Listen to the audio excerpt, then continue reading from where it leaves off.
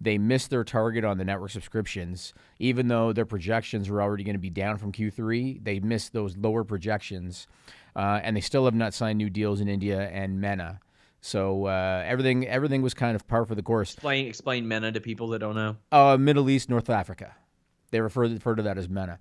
Yeah. Now, I want to talk about this network thing because I can see the future for WWE, Sean.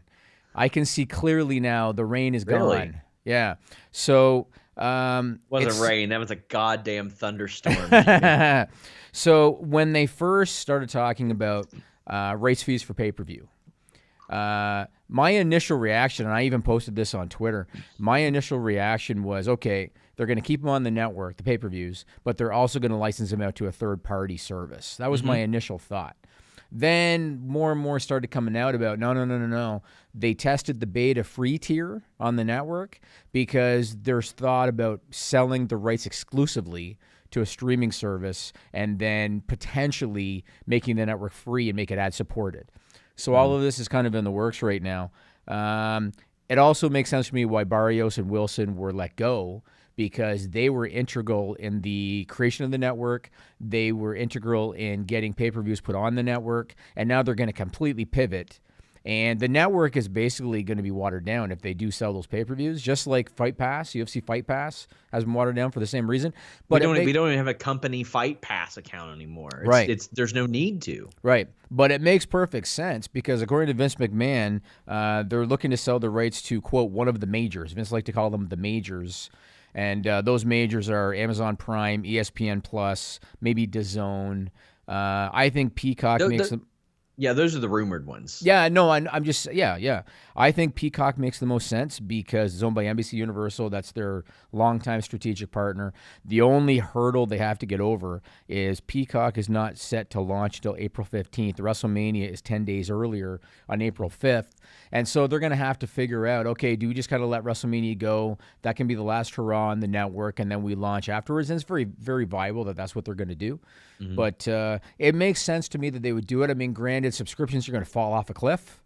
Yeah. But it's expected that they could get 15 to 20 million a month in revenue by selling the pay-per-view rights, and it makes sense to me that they would want to do that. It's also going to bring the prestige back because I feel like a lot of the shine has fallen off of WrestleMania because you can get it for $9.99 and you can get it for free as a new subscriber. Suddenly, it doesn't feel like as big of a must-watch as it used to.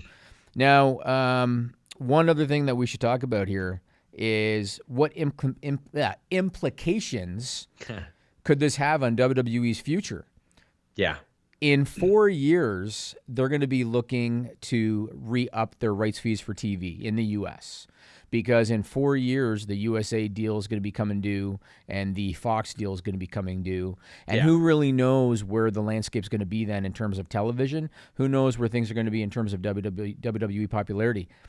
I'm going to make a bold prediction, and that bold prediction is in 4 years when it comes time for them to start negotiating those rights and when they now have their pay-per-views on a streaming service, there's at least going to be talk about selling WWE, about an acquisition of WWE to whoever has the streaming rights. So if NBC Universal has them for Peacock, I think there's at least going to be discussions of them acquiring WWE. Maybe if ESPN Plus gets the rights, I think there's the company as a whole. Yes, the company as a whole. Yeah. And the reason I think this is because it was either the Q3 call or the Q2 call, one or the other.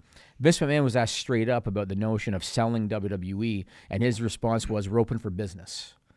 And so it makes sense to me that if you're an owner of a streaming service and content is so sought after, in the long run, it's much more beneficial for you to own the content than to license the content. You have way more that you can do with it, and just much more freedom and much more leverage. So it makes sense to me that that could be what happens in 4 years when it comes time to negotiate those TV contracts. I think it might be in play sooner than that. I think you might have some people, Amazon, Disney, NBC, Comcast, interested. And I just think that would be an option. I ran a story on Fightful Select today about Vince McMahon being around significantly less.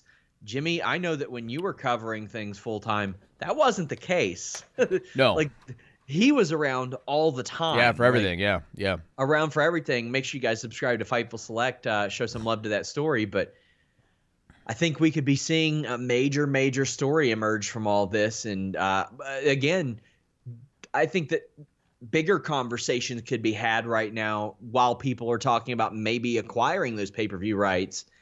I just think that things are going to get really competitive over the next year or so, and maybe it'll take until then to happen. But I would say that I would probably be surprised in 5 years, whenever the new TV deals are up, if by the end of that year, if it's still a McMahon-owned company, I'd be surprised.